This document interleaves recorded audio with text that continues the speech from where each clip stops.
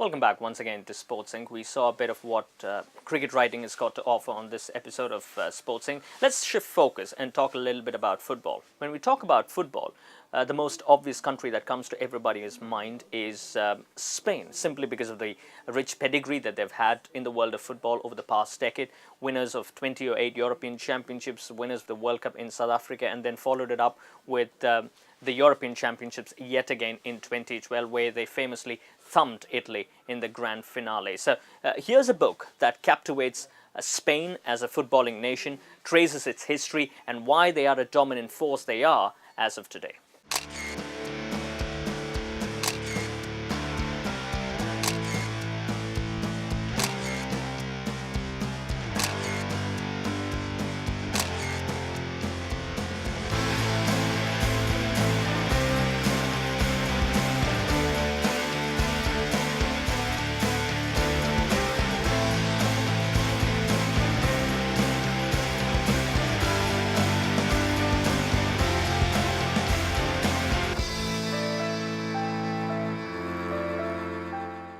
Jimmy Burns is the author, and La Roya is the name of this wonderful footballing book that is coming through from the heart of Spain. It has got a fair degree of history, it has obviously got a fair degree of football, and it's wonderfully linked up in this particular presentation by Jimmy Burns. It traces the Spanish history, why Spain play the way they do, the influx of foreign players into Spain, and how they've molded Spain into a fine footballing nation they are. There's a bit of history, there's a bit of a relation to General Franco and how Madrid was in those days, as opposed to a fairly democratic Barcelona that you're talking about, the rivalries, the El Clasicos. It is an absolutely fascinating read if you're a footballing nut, really. You should pick up this book, and I think I would straight away give it 4 out of 5, simply because of the research that Jimmy Burns has put into this book, simply because of the history that he has touched upon, and of course the footballing part of it, which is really, really good.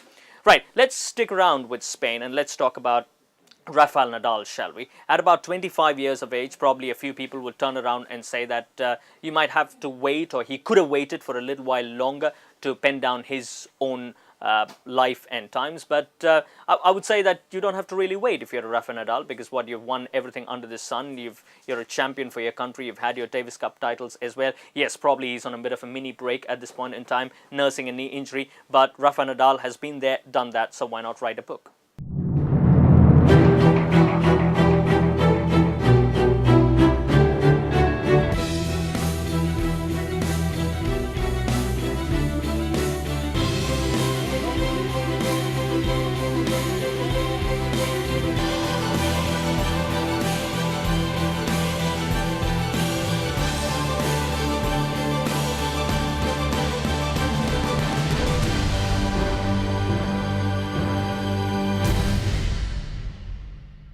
Rafa, My Story is a book on Rafa Nadal where you get to know almost everything that you really need to know about Rafa Nadal.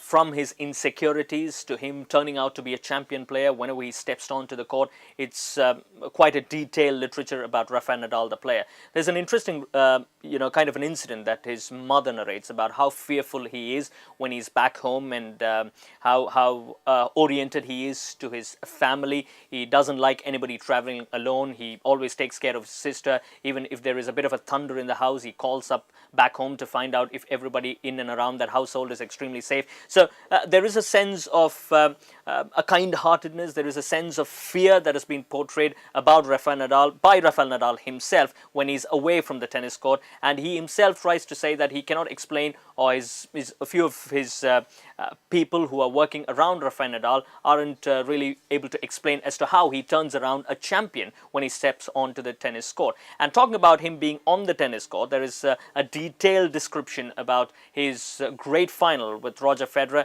in the year 2008, which is still considered to be one of the greatest Wimbledon matches, or one of the greatest ever tennis matches of all time. So Rafa, My Story, it's a bit of detailing about Rafa the man, Rafa the tennis player as well, his family and his professional relationship, and otherwise with his uncle and coach in Tony Nadal. So I would give probably 4 out of 5 because of the champion player that he was, and about the attention to detail that he has given through the course of this particular book.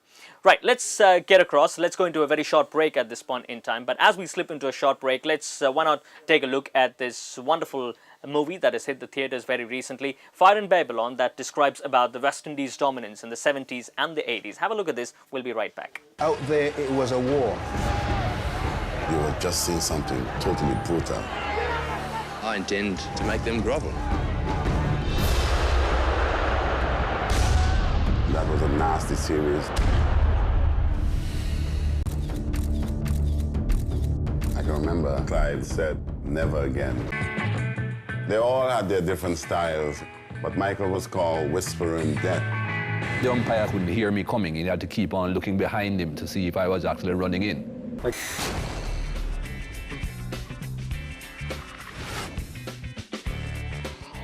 Oh, he's hit it. That may have broken his jaw. It wasn't going to take ordinary individuals to accomplish that. It's like a bullet. If there's something in front of it, you could be dead. Any discipline anywhere in the world dominated their sport for 15 years.